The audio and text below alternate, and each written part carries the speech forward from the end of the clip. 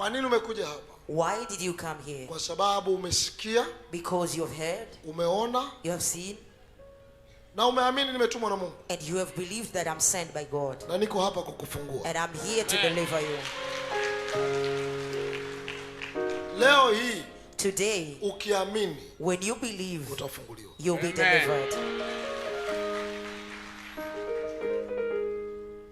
Inua imani yako tu. Lift up your faith. Acha kuinua tatizo lako kichwani. Stop lifting up your problem in your head. Acha kuhangaika na tatizo lako. Stop bothering yourself with your problem. Anza kupambana kuinua imani yako. Start to fight to raise up your faith.